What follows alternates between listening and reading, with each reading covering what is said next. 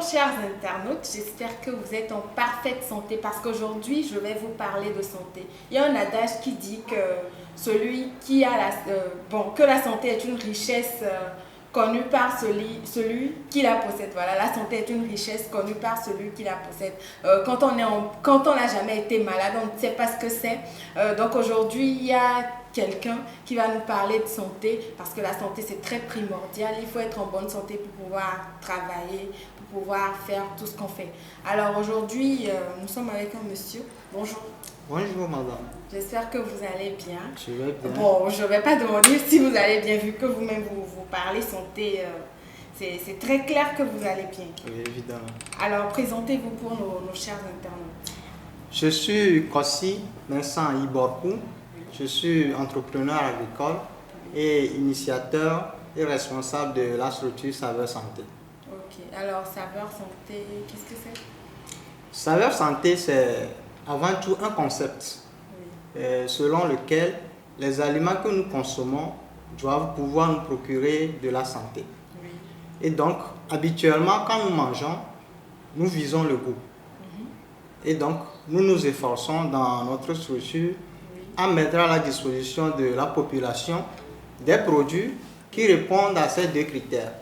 D'abord, le bon goût, la bonne saveur et partant de là, la santé. D'où le nom Saveur Santé. Alors donc la santé, ça part de ce que l'on mange alors. Évidemment. D'accord, ok. Alors comment est née l'idée de créer cette entreprise?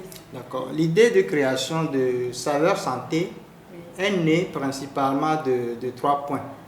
D'abord, c'est né du besoin qui est sur le terrain au niveau de la population.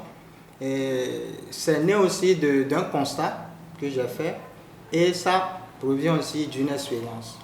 Donc, il y a de cela quelques années, j'ai vécu une expérience et donc c'est un proche qui était vraiment malade. Et la personne utilisait les produits à l'hôpital, les produits de la pharmacie, mais la santé ne s'améliorait pas autant. Et donc, on lui a conseillé un produit qui est à portée de main, qui est moins cher, quand la personne a commencé par l'utiliser, on a constaté une nette amélioration. Donc vous voulez dire que les produits de pharmacie ne sont pas assez efficaces? Non, pas ça. Mais les produits qui sont à portée de main, que nous avons avec nous ici, c'est des produits qui sont naturels et encore qui sont moins chers et qu'on peut utiliser, qu'on peut transformer et mettre à disposition de la population.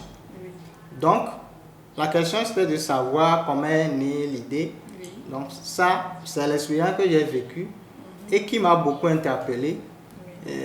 Puisque aujourd'hui, il y a beaucoup de produits que nous avons, mais que nous ne valorisons pas, qui sont vraiment avantageux pour la santé de la population.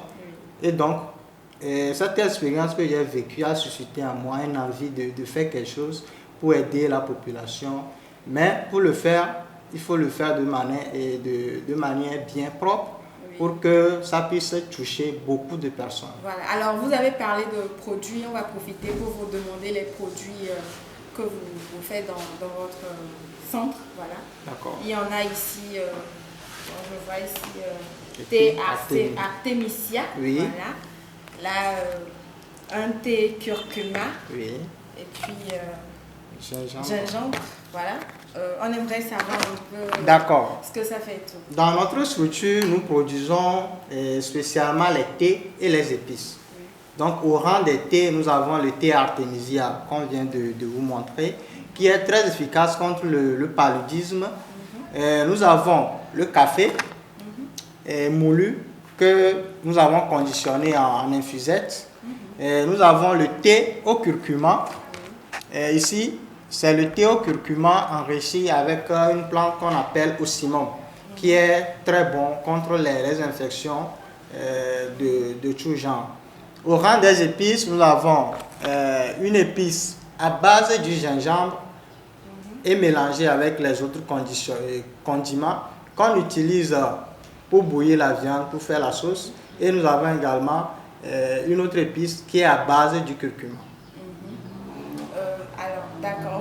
Maintenant, à part ces produits, vous avez d'autres prestations de services? Évidemment. Afin de diversifier nos revenus, nous ne faisons pas seulement la production de thé épices, mais moi-même je suis agronome de formation et donc nous mettons aussi vous maîtrisez les plantes. Oui. Voilà. Nous mettons aussi à la disposition de la population la gestion des exploitations agricoles.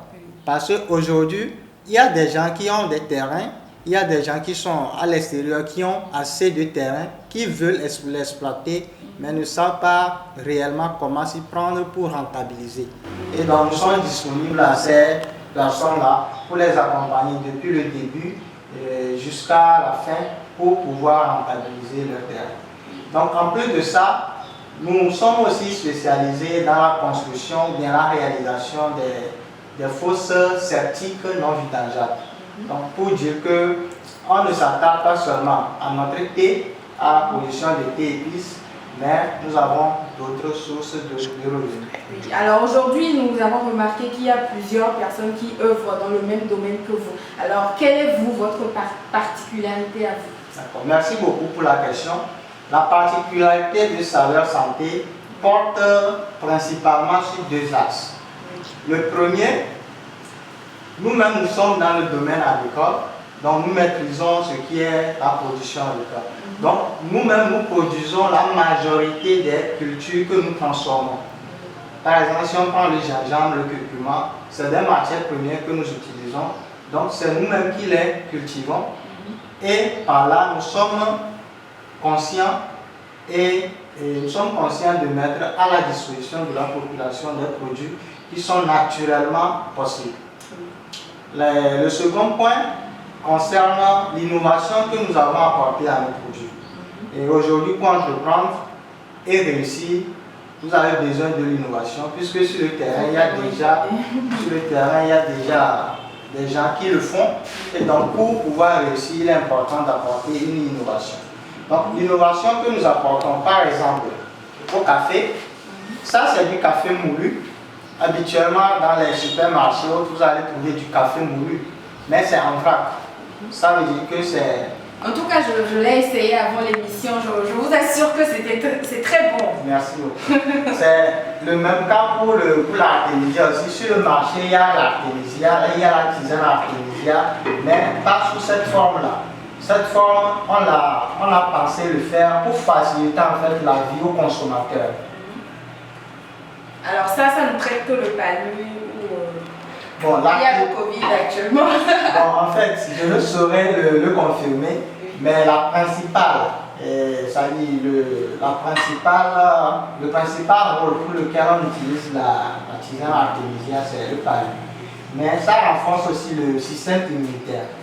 Donc si vous consommez régulièrement, ça vous donne une certaine force pour ne pas tomber rapidement malade. Alors, dans toute activité, il y a forcément des difficultés. Qu'est-ce que vous pouvez nous dire par rapport à ça? D'accord, merci beaucoup pour la question. Les difficultés, il y en a beaucoup, vu que nous sommes une jeune entreprise. La première difficulté, c'est que ces produits-là, nous les produisons d'abord pour la population locale et ensuite ça peut se vendre ailleurs. Et le problème principal que nous rencontrons, c'est qu'aujourd'hui, la population locale, je vais dire les Togolais, ne consomme pas les produits togolais comme ils le font. Alors c'est un appel à la consommation de produits locaux. Effectivement. Bon, en fait, si les Togolais n'aiment pas consommer les produits togolais, ce n'est pas forcément parce que ce n'est pas bon, c'est aussi une habitude. Aujourd'hui, bien que des efforts se font par les uns les autres, la tendance est en train quand même de changer, la tendance est en train d'évoluer. Et donc, un autre problème que nous rencontrons, nous sommes une jeune entreprise et donc pour toute entreprise aujourd'hui, il est important de communiquer pour faire connaître ses produits. Mais aujourd'hui, la communication a un coût. Surtout quand vous voulez le faire si vous voulez faire la communication digitale, ça a un coût. étant donné que nous n'avons pas encore de financement. C'est un coût, mais ça paye quand même. Oui, ça paye. Puisque nous n'avons pas encore de financement extérieur et que, disons, nous évoluons selon nos moyens, ça limite un peu notre activité, mais bon, on se débrouille comme on peut. C'est à encourager quand même parce qu'il vient de loin hein, pour vous, pour l'information, pour la petite information, il vient de très très loin. Alors, monsieur, pour le moment, comment arrivez-vous à gérer les défis? D'accord, merci. Et pour le moment, nous gérons les défis avec les moyens ou les ressources dont nous disposons. Et en plus de ça, nous sommes vraiment focalisés sur notre objectif, nous sommes engagés, déterminés et nous sommes conscients et très sûrs que très bientôt, les efforts que nous faisons, ça va payer. C'est quand même pas facile parce que le fait d'avoir commencé déjà, c'est quelque chose. Oui. Alors, pour ces jeunes personnes qui nous suivent, ces personnes qui ont envie de se lancer dans quelque chose mais qui ont peur que ça ne marche pas, qu'est-ce que vous leur dites? D'accord, merci. Et à tous ceux qui nous suivent et à tous les jeunes qui voudraient aussi créer quelque chose ou bien rentrer dans cette vision entrepreneuriale, je leur dis courage parce que c'est pas facile, mais si certains ont pu commencer, si on a pu commencer, ça veut dire qu'eux aussi peuvent commencer. Ils n'ont qu'à avoir un objectif clair de ce qu'ils veulent faire, être vraiment positif, beaucoup se renseigner avant de démarrer. En parlant d'objectifs, vous avez des projets, d'autres projets en vue? Oui, évidemment.